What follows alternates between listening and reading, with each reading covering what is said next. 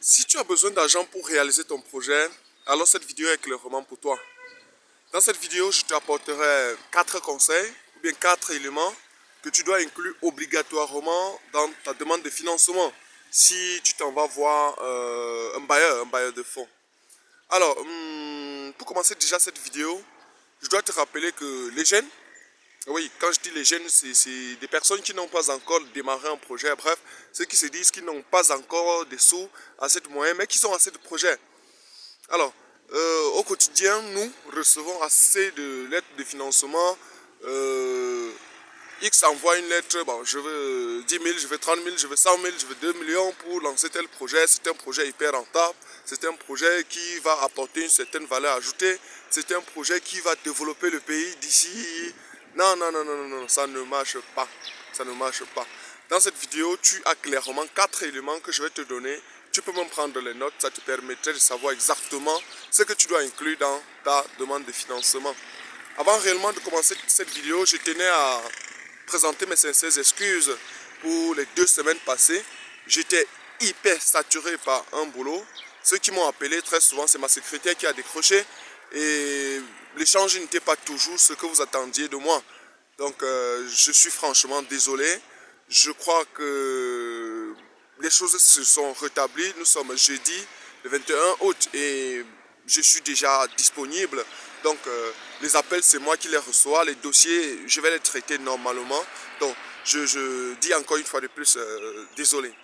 Alors pour revenir à nos moutons, nous parlons aujourd'hui des éléments fondamentaux qu'il faut inclure dans la demande de financement. Avant de revenir à ça, tout à l'heure je te disais déjà, il y a pas mal de choses que tu dois éviter de mettre. Dis que ton projet est rentable, c'est pas intéressant. Nous savons tous que tous les projets sont rentables.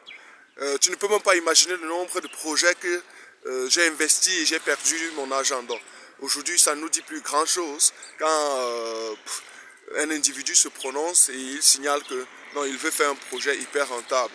Alors, lorsque tu es à la recherche de financement, lorsque tu t'en vas voir un bailleur de fonds, tu peux même prendre les notes dans cette vidéo parce que ce serait hyper important. Ta vie entrepreneuriale peut changer juste à partir de cette vidéo.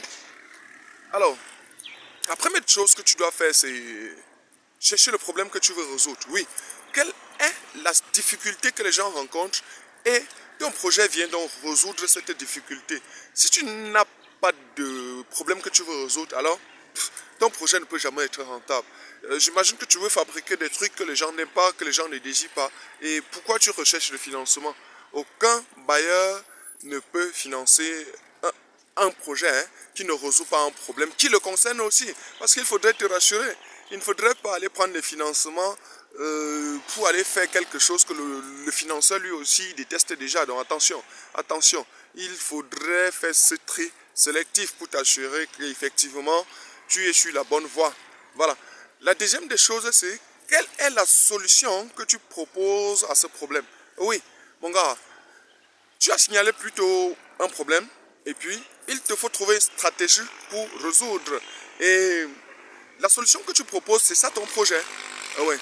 Donc tu devrais définir en quelques mots, peut-être 5-10 mots, la solution que tu donnes. Je n'ai pas dit la réponse qu'il faut donner au problème, parce qu'il y a un problème, il ne s'agit pas de donner une réponse, mais il faut donner une stratégie de réponse. Alors, la troisième des choses que tu dois inclure dans ton portefeuille, chaque fois que tu es à la recherche de financement, c'est la période existante du problème. Oui, avant que le financeur ou bien le bailleur de fonds ne s'engage, il faudrait qu'il sache exactement pendant combien de temps ton projet peut-il exister.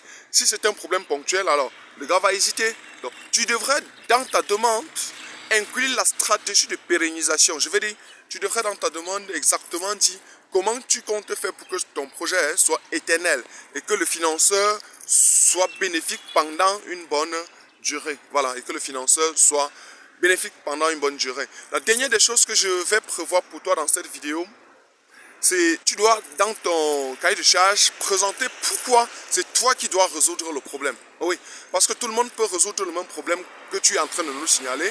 Et en tant que bailleur de fonds, nous avons hâte de connaître pourquoi c'est toi qui dois résoudre le problème. Et pourquoi c'est à toi qu'on doit remettre de l'argent. Je veux dire, pourquoi on doit investir sur toi. Tes qualités, pourquoi on doit te faire confiance. Bref, il y a pas mal de choses. Tu comprends à peu près ce que je veux dire.